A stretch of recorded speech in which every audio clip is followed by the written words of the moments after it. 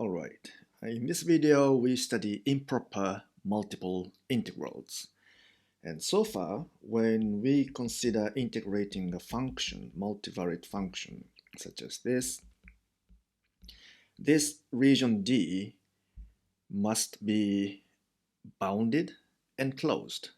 But sometimes we would like it to be unbounded or open.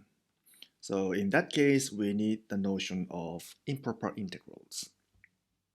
In the case of univariate function, improper integrals were defined in this way. For example, from 0 to infinity in this case, we first integrate over a closed interval,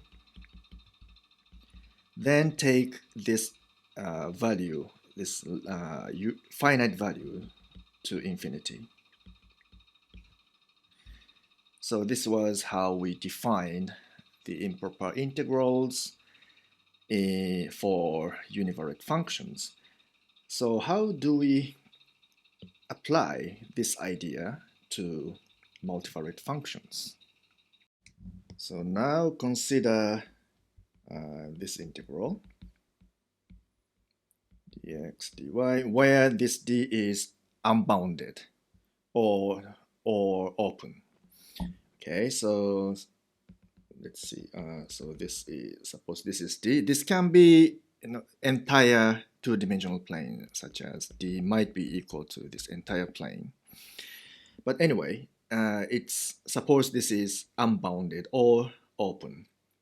Okay, in that case, we first take a bounded and closed region inside d.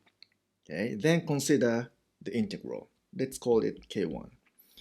Integral over k1 dx dy.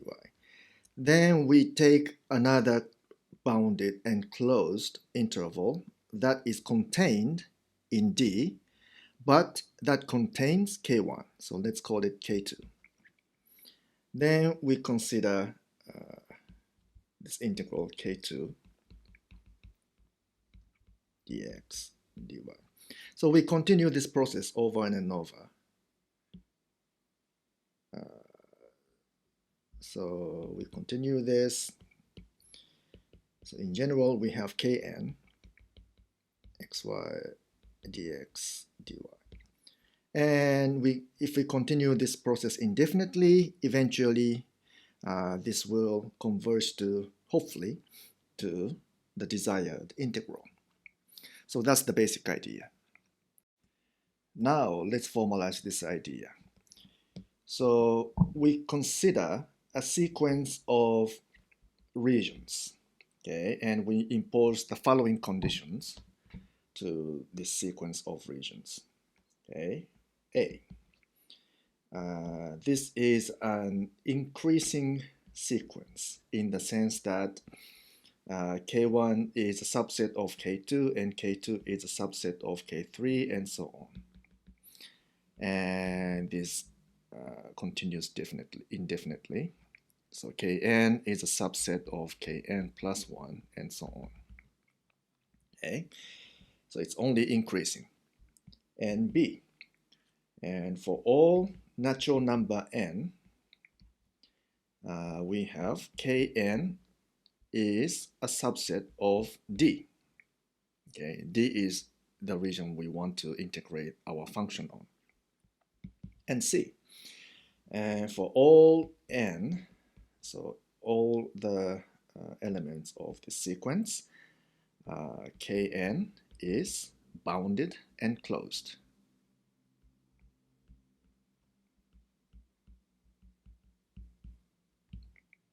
And the next one is a bit tricky. That is for all bounded and closed subset f of D, there exists some natural number n such that for all natural number, if n is greater than or equal to this capital N, then f is a subset of Kn. Okay, what this means is that, so in the region D, there are indefinitely many bounded closed subsets, right? But for any such bounded closed subset, if we take large enough n, then then Kn is always a superset of F. Okay, so that's what this means. So if n is sufficiently large, it can include any bounded closed subset of D. Now, if this sequence of bounded closed regions Kn satisfies these four conditions, we say that this is a approximating, this is an approximating sequence of D. Okay, because it's approximates the shape of D. So intuitively, what this suggests is that as n goes to infinity, Kn approaches D. So that's the idea. Now, suppose we have a function f of x and y defined on the region D. And if another condition is satisfied, that is, for all natural number n, this double integral or multiple integral on Kn, if this exists,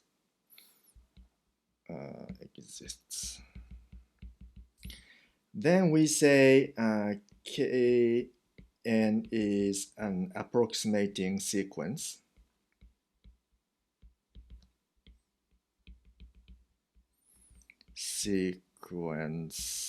of D on which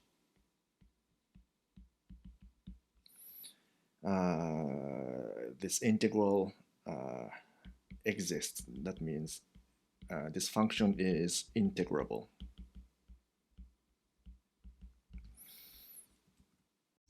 Now we are ready to define improper integrals. So here's the definition.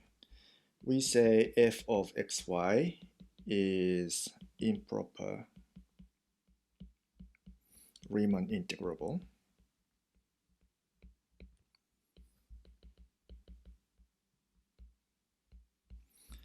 if, so here's the definition, this limit exists. Integral Kn f of x and y. And of course, by Kn, we mean the approximating sequence of D, approximating sequence of D on which this function f is integrable. Okay, and this limit I does not depend on the choice of the approximating sequence. Okay, so this is actually important, because if we choose a very specific approximating sequence and only for that sequence this limit exists, then it's not improper integrable. Okay, so this must be added. And in this case, we write this improper integral as this I. So that is the limit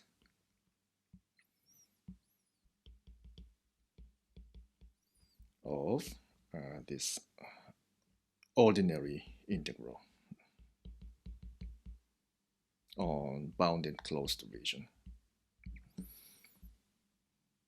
So what this definition means is this. So we can define a sequence of real numbers by this integral. So this is a usual integral on a bounded closed region. So we're assuming that this Kn is an approximating sequence of D on which this function is integrable, right?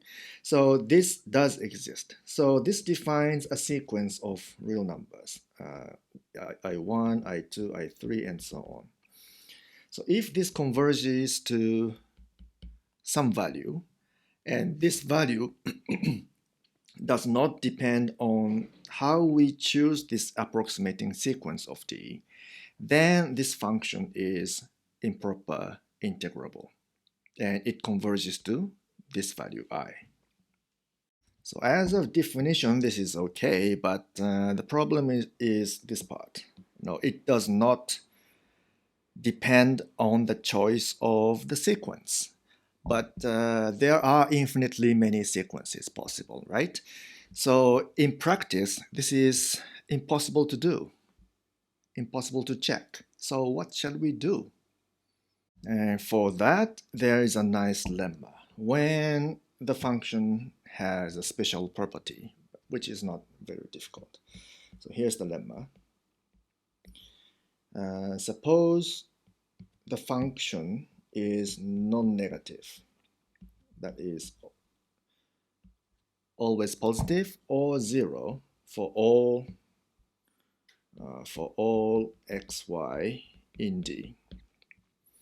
Okay, and suppose there exists at least one, there exists one sequence, approximating sequence of k on which the limit exists. Okay, so that is, let's define this integral. So Kn is an approximating sequence of D on which the function f is integrable. And this suppose this limit exists. N, In. Okay.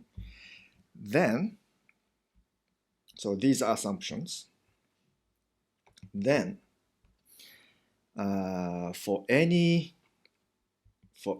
approximating sequence, let's say Kn prime, approximating sequence of D on which f is integrable, then for all this, the limit of this exists. Kn prime dx dy and exists, and this I prime is equal to I is this one. Okay, so if the function is non-negative, then we don't have to care about this choice of approximating sequence, as long as we can find at least one such sequence. Now let's prove this lemma. Okay. First, we define the sequence In as the integral of the function on the bounded closed region Kn. This, and similarly we define the sequence In prime as the integral of this function on the region Kn prime. Okay, since f is non-negative, this sequence is monotone increasing, right? Because this region only expands. So the integral becomes larger and larger.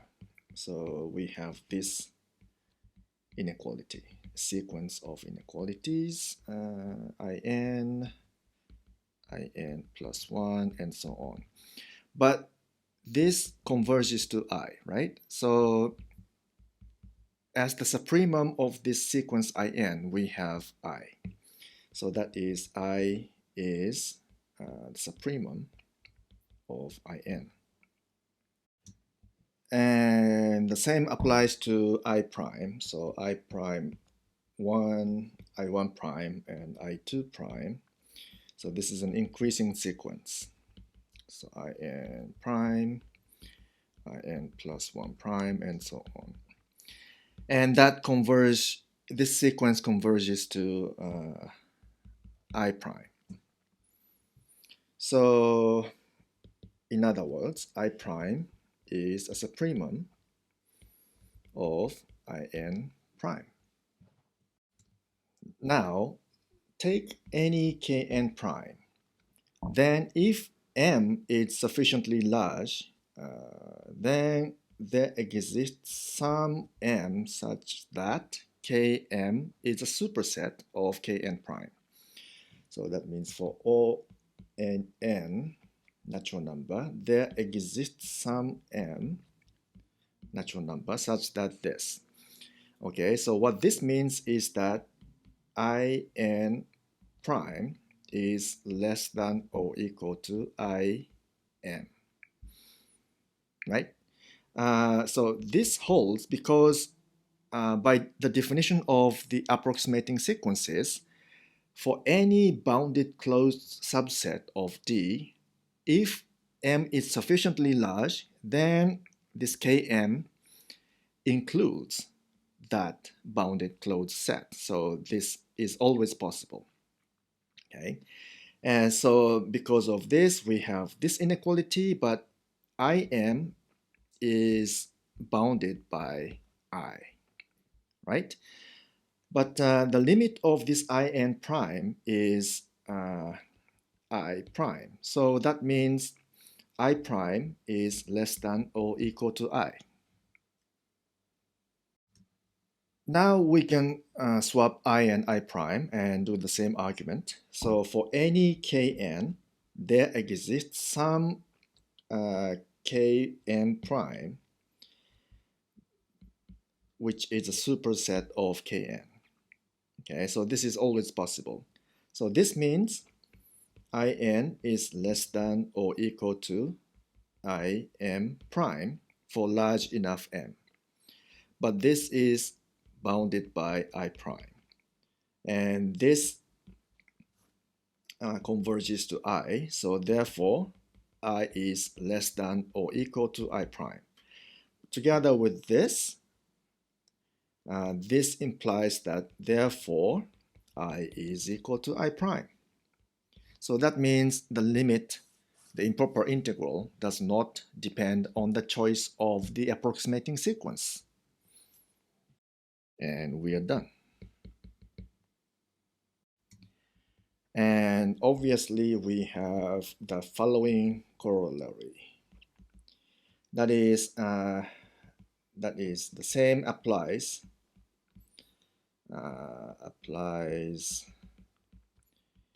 to the function that is non-positive for all xy in D. Okay, so if the function is either non-negative or non-positive, then we don't have to worry about the choice of the approximating sequence. By the way, so this can be easily proved. So we just define g of x and y as negative f of x and y. Then this g of x and y is non-negative. Therefore, this lemma applied. So this g will the integral of g converges to some value. So it's integrable. So we just swap the sign of the integral and we have the integral of f, and that's it.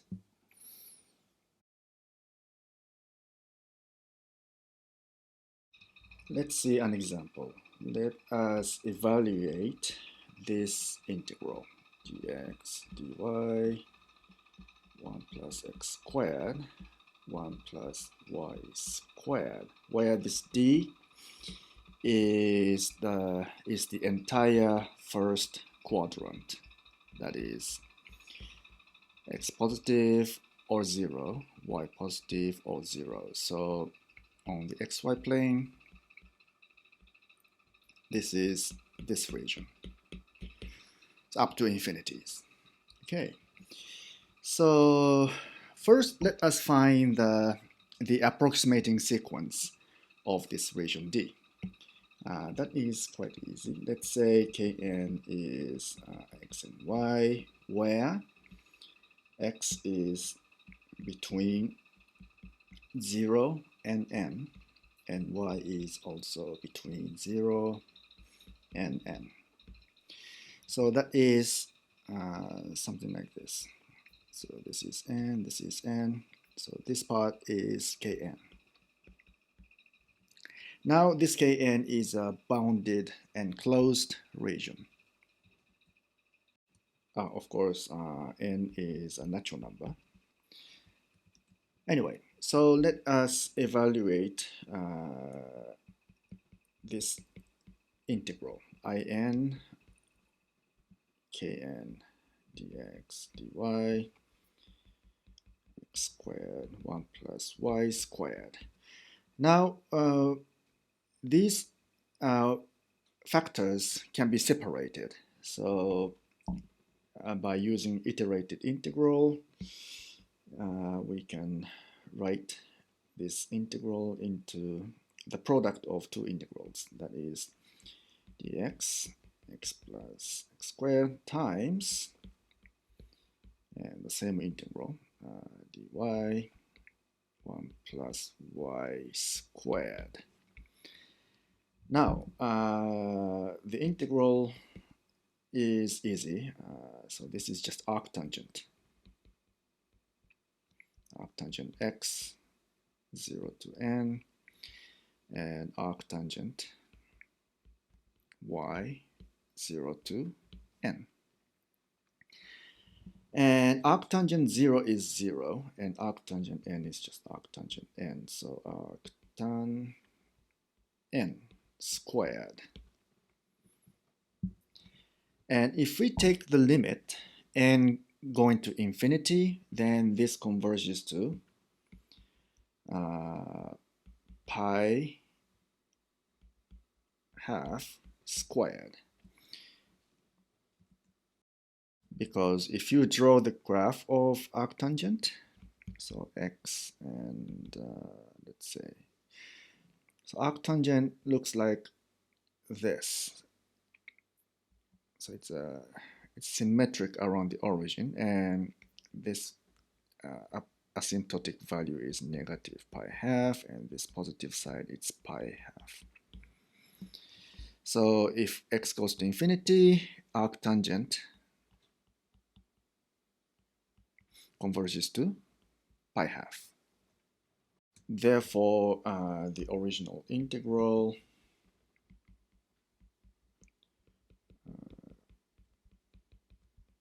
y squared, so this is equal to pi half squared. The next example is a very important one. That is called the Gaussian integral. So this is actually an integral of a univariate function, exponential of negative x squared. So we will prove that this is equal to square root of pi. First of all, let's notice that this function, exponential of negative x squared, is an even function. So if we set fx is equal to this, then f of negative x is equal to f of x. So this means it's an even function. Therefore, this integral can be reduced to this integral. So from negative infinity to positive infinity, instead of that, we integrate from 0 to positive infinity of this function. Okay, and multiply by 2. So that is, so if we plot this function, It's a famous bell shape, something like this, and it's symmetric around the y-axis. So if we integrate from negative infinity to positive infinity, that is same as twice this area, only the positive side. Okay, so that's what you're doing here. And to calculate this integral, we consider this double integral. Okay, exponential of negative x squared minus y squared dx dy, where d is the first quadrant, x positive or 0, y positive or 0. Okay, so we consider x and y, this entire region here. Okay, now we should come up with the approximating sequence of d on which this function is integrable. So that we define as kn, that is x and y, and x is positive or 0, y is positive or 0, and x squared plus y squared is less than or equal to n squared. So that is, it's a quarter of a circle. So the radius is n. So this region is kn. Okay, so this is a bounded and closed region in the first quadrant. And the integral in is the integral of this function dx dy on this region kn. Now we use the polar coordinates. So if we use the polar coordinates, then n varies from 0 to n, and theta, no, I mean the radius here varies from 0 to n, and angle varies from 0 to pi half. So from here to here. So the radius, dr, and the angle, 0 to pi half. And x squared plus y squared is just r squared. So that is exponential of negative r squared. And the Jacobian is r. So we have this. So we first integrate with respect to theta and then with respect to r. But this function doesn't contain any theta, so it's just a constant function, and the result is pi half. And so what we are left with is r times exponential of negative r squared dr, which is easily integrable. So that is, so if we differentiate this function, then we get negative 2r times exponential of negative r squared. So this r is here, so we have negative 1 over 2 and exponential of this. Right? So if we differentiate this, we get this. So that's from 0 to n. And we have,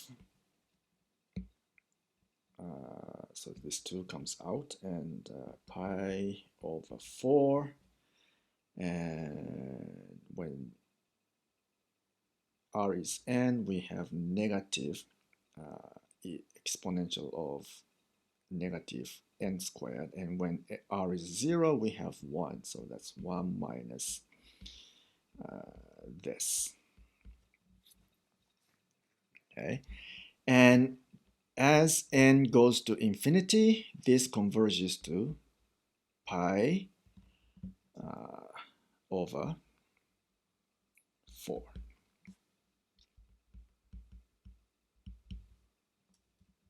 Next, we do the same thing, but with a different approximating sequence.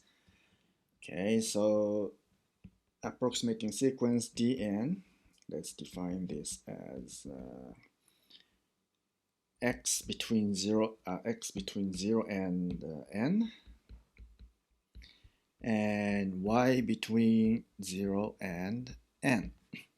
So in this case, the approximating sequence is a square. So like this.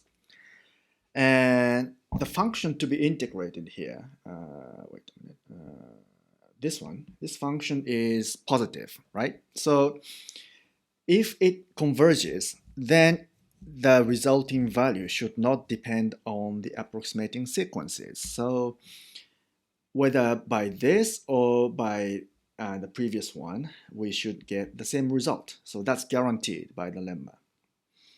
Okay, so if we do this, then the same integral, let's call it Jn, becomes this. So x squared minus y squared dx dy.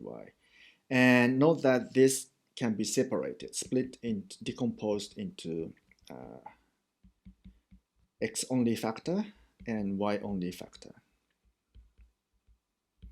So that means we can separate integral with respect to x and integral with respect to y. But you know, this y or x, they are just variable with which we integrate, right? So these are just labels. It doesn't matter how we write it. So whether x or y, this integral and this integral, they give the same result, same number. So this is actually same as this, x squared dx, and everything squared. Okay, but here inside, this is almost the integral we want to find.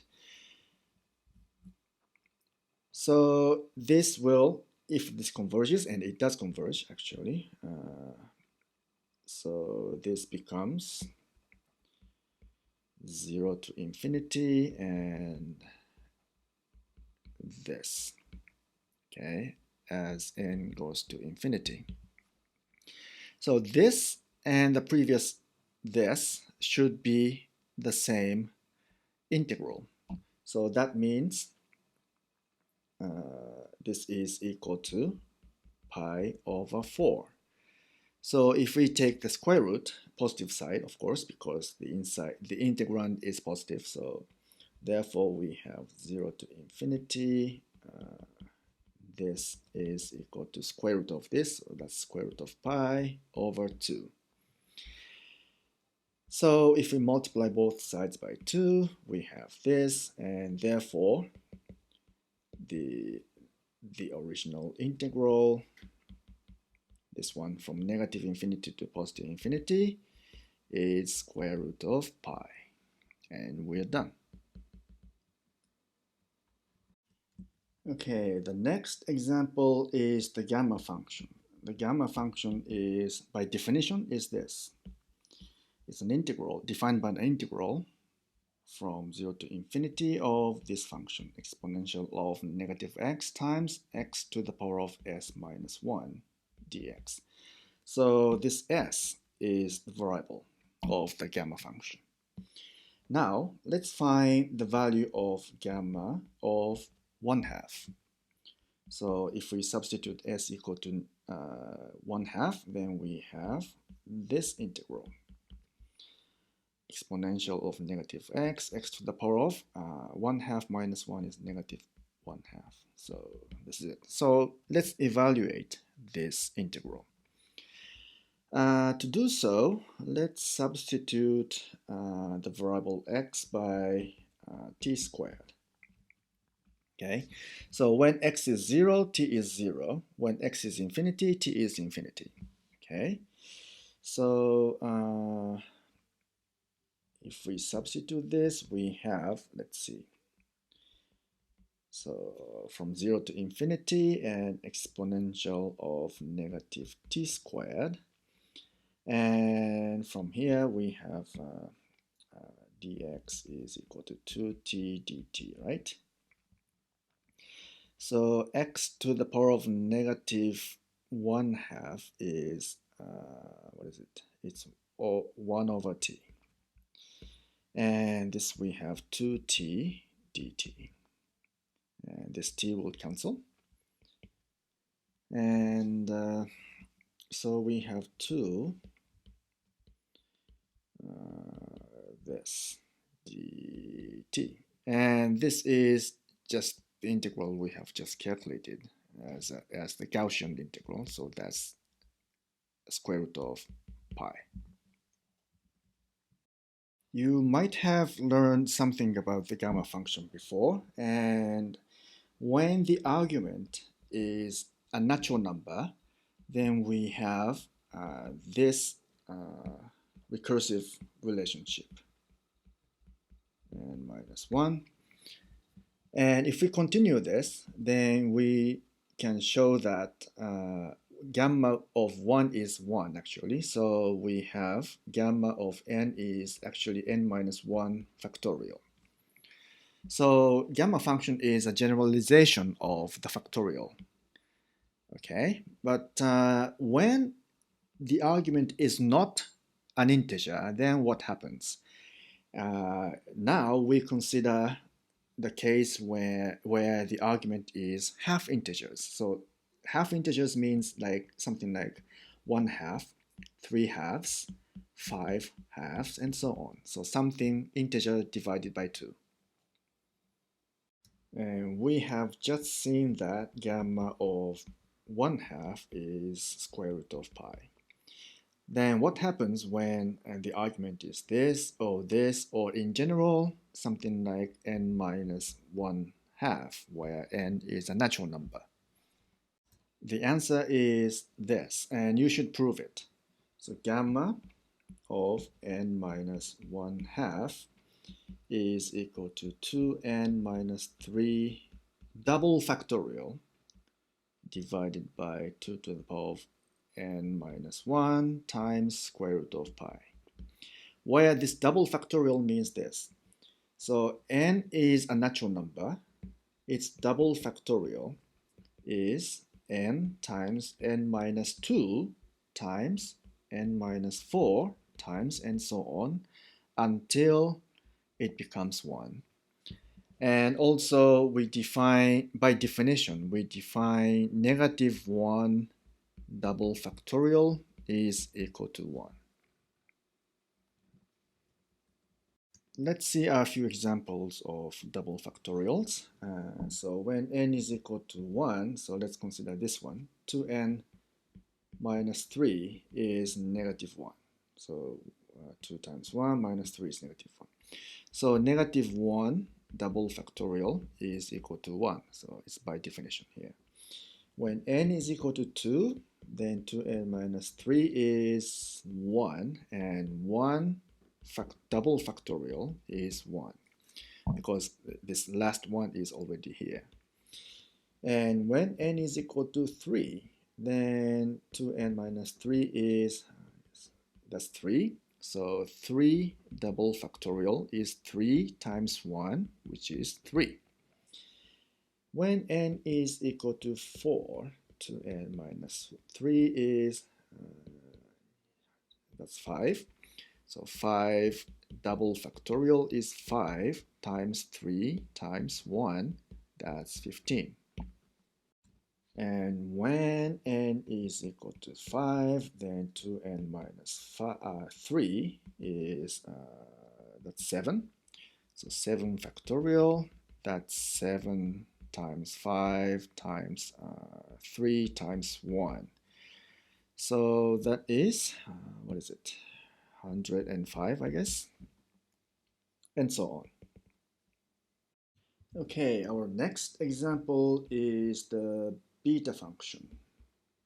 It's a bivariate function of p and q, which is defined by this integral x to the power of p minus 1 and 1 minus x to the power of q minus 1 dx. Integrate from 0 to 1. So this p and q are the variables. Now, we want to show the following. For all p and q that are positive, we have this relationship between the beta function and the gamma function. So beta of pq is equal to gamma of p times gamma of q divided by gamma of p plus q. Now let's prove this, but to prove this, we first manipulate this equation, so in this way. So gamma p plus q is equal to bpq equals to gamma of p and gamma of q. So if we can show this, then we have proved this one. And remember that the definition of gamma function is this. So it's an integral from 0 to 1 exponential of x and x to the power of s minus 1. Okay, so we substitute this s with p plus q and p or q. So let's try to prove this. So using this definition of gamma function, let's first consider this part. Okay, so gamma p times gamma q. So it should be like this. So integral x, in this case is p, so p minus 1 dx. And let's use another variable y, let's say. So exponential of y to the power of q minus 1 dy. So this can be written as a double integral. Okay, and exponential of x minus y and x p minus y q minus y dx dy, where this region here is the first quadrant. So d is x and y, and x is this, y is this, positive. Both are positive. But dealing with this integral is a bit cumbersome. So instead of this function, we consider the following function.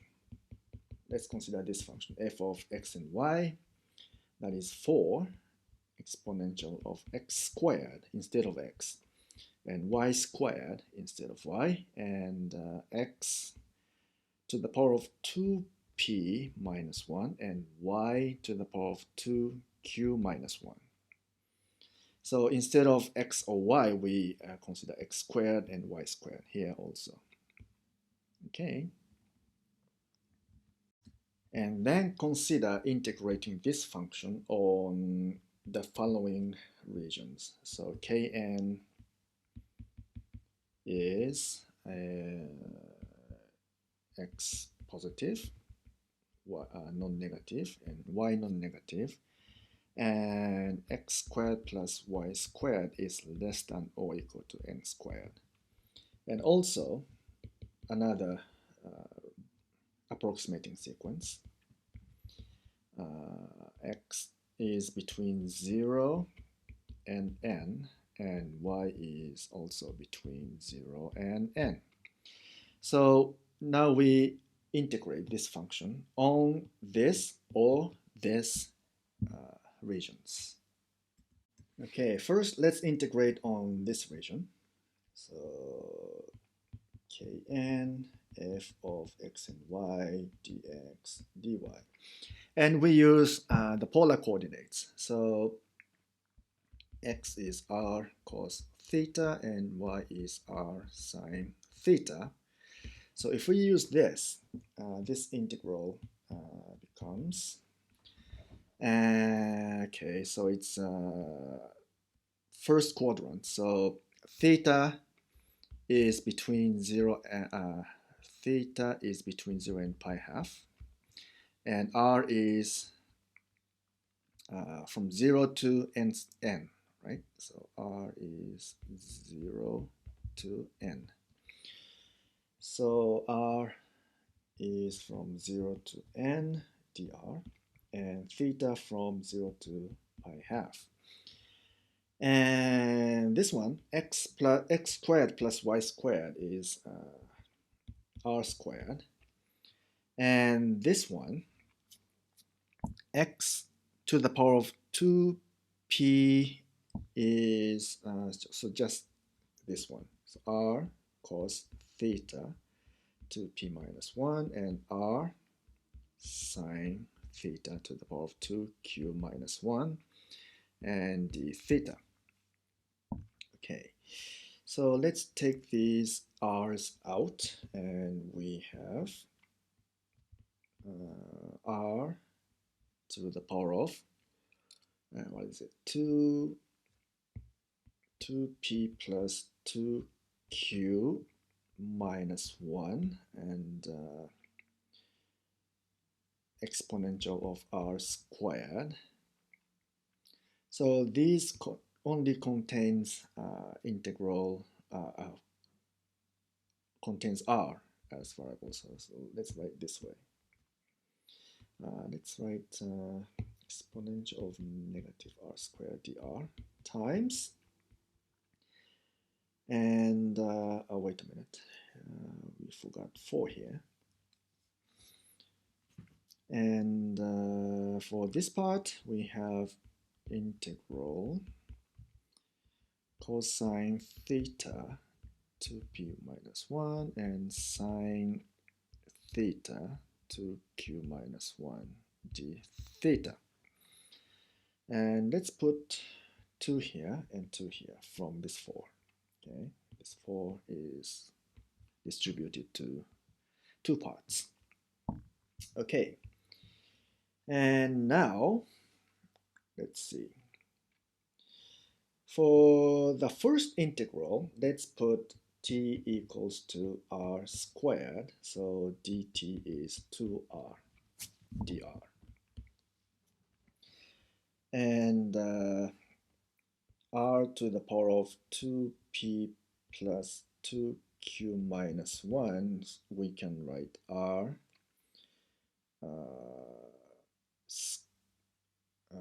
squared p plus q minus 1 times r, right?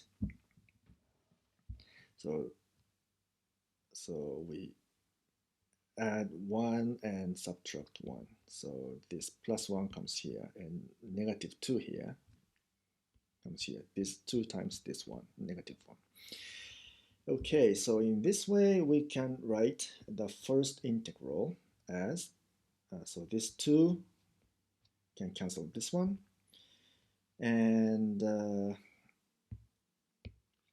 when r is n, t is n squared, so that is 0 to n squared exponential of negative t, and r of, not r, is t to the power of this p plus q minus 1, and 2r dr, 2r dr becomes dt. And that is the gamma function p plus q here. Okay, and next this part. Okay, for this part, let's see. Let's put x, let's say s equals to cosine theta squared. Then ds is 2 cos theta sine theta negative. Okay, and cosine theta to the power of 2p minus 1 is cosine theta 2p minus 2 plus 1. So that's cosine square to the power of p minus 1 times cosine theta. Okay, and sine theta to the power of 2q minus 1 is similarly, we have sine squared theta to the power of q minus 1 times sine theta. But since cosine squared is s, sine squared is 1 minus s, right? So this is this. Okay, so this times this becomes this, so s to the power of p minus 1 and cosine theta. So this times this becomes this times this times this times this. So after all, this integral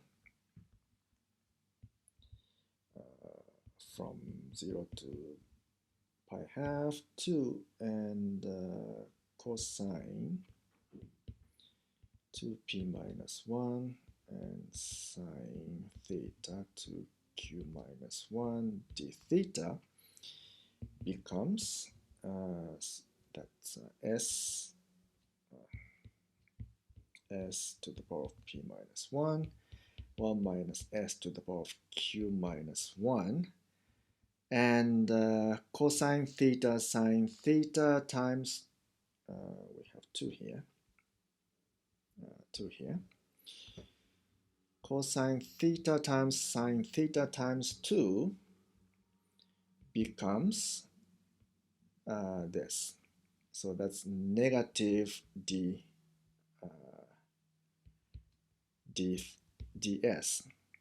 And for this range, when theta is 0, then s is, 1. When theta is pi half, s is 0. And this is a monotone function, so we have negative 1 here, 0 here, and negative sign here. So if we get off this negative sign, we can swap this from 0 to 1, okay, ds. And now this is a beta function, p and q. Okay, and wait a minute. Actually, this is not a gamma function, but this converges to a gamma function, right? Converges to a gamma function as n goes to infinity. Anyway, so the integral on kn f of x and y dx dy, this converges to gamma of p plus q times beta of p and q. Next, we integrate the same function but on a different region, that is dn. Y dx dy. In this case, we can split the integral. Okay, so that is, so the function f of x and y is this. So we can split this into this 0 to n exponential of x squared and x to the power of 2p minus 1 dx times, and this negative y squared y to the power of 2q minus 1 dy. Now for here, this one we substitute t equals to x squared, then dt is 2x dx. So exponential of this x to p minus 1 dx becomes exponential of negative t. And this one, 2p minus 1 is 2p minus 2 plus 1. So that's, we have x squared to the power of p minus 1 times x dx, right? And we have 2 here. So this 2x dx, 2x dx, 2x dx becomes dt. So exponential of negative t and t to the power of p minus 1 and dt. So this integral becomes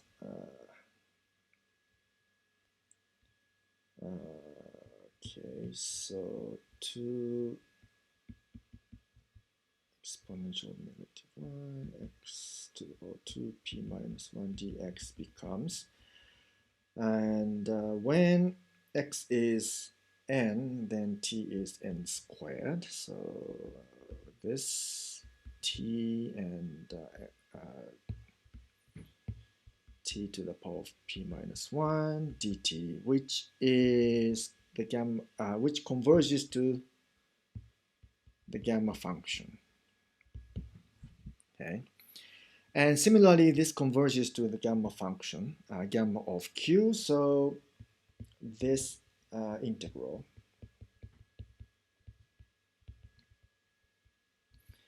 converges to gamma of p times gamma of q. So this, and the function is strictly positive, so this converges to the same function as this one. Therefore, we have gamma of p plus q times beta of p and q is equal to gamma of p times gamma of q. And we are done. Okay, here's a little exercise for you. Prove the following formula. So sine to the power of a and cosine to the power of b d theta. This is equal to gamma of a plus 1 over 2 times gamma of b plus 1 over 2 over gamma of a plus b plus 2 over 2. So this looks a bit similar to the beta function. So somehow try to express this in terms of the beta function. Then we can use this formula. And here's an example of this. So when a is, by the way, this a and b should be greater than negative 1. A and b should be greater than negative 1. Anyway, so let's see an example. Sine fifth power and cosine to the power of 6. So according to this exercise, we know that this is, so a is 5, so 5 plus 1 is 6, divided by 2, that's 3. And this one, gamma of 7 over 2, and gamma of 11, 13, so that's 13 over 2. So this is an integer, and this is half integer, so we know how to calculate their values. So in case of integers, that's a factorial. So 3, gamma of 3 is 2 factorial, and gamma of 7 over 2 is, what is it? 5 double factorial, and 2 to the power of 3 times square root of pi. And this is also half integers, and that's 11 double factorial, and 2 to the power of 5, and this. So if you calculate this, the result should be, let's see, 8 over 693. Okay, this is our final example of this video. let's consider this integral x to the power of b minus 1 over 1 plus x to the power of a dx. And a and b are positive. Okay, we express this integral in terms of the gamma function. Okay, so first let's substitute t equals to 1 over 1 plus x to the power of a. So this denominator part. Okay, then from here we have, let's see, 1 over t is 1 plus x to the power of a. So x is equal to 1 over t minus 1. That's 1 minus t over t to the power of 1 over a. And dx is equal to, so let's see, it's 1 over a, 1 minus t over t, 1 over a minus 1.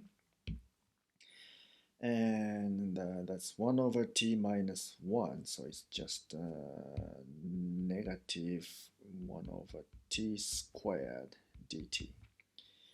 Okay, and when x is equal to 0, then t is equal to 1. And when x goes to infinity, then t goes to, what is it, 0. Okay, since a is positive. So after all, this integral, let's see, this integral dx becomes this. So from 1 to 0 and t, and x is this, so it's 1 minus t over t to the power of b minus 1 over a. And dx part is this, so that's 1 over a, 1 minus t over t, 1 over a minus 1, negative 1 over t squared dt. Okay, with this negative sign and this integration range, we swap it. And to get rid of the negative sign, and let's put 1 over a outside. Let's put all the exponent of t together. So this is 1. From here we have negative b minus a over b minus 1 over a, and from here we have negative 1 over a minus 1. From here we have negative 2. And 1 minus t, all the exponents put together, b minus 1 over a from here plus 1 over a minus 1 and dt. Okay, so t, let's see, 1 minus b minus 1 over a minus 1 over a plus 1 minus 2. So this, and this, and this. So that's t to the power of negative b over a. And for this one, 1 over 1 minus t to the power of, this one will cancel this one, so b over a minus 1 dt. So this almost looks like the beta function, but we want to add 1 here and subtract 1 here. Then this part is the beta function. So beta 1 minus b over a and b over a. And this beta function in turn can be expressed as in terms of gamma functions, right? So that's gamma of this 1 minus b over a times gamma of b over a, and gamma of this plus this, so that's 1. But gamma of 1 is just 1, so this is just this.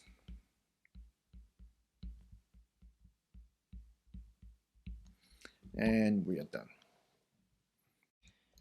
Okay, that's all for this video. See you later. Bye.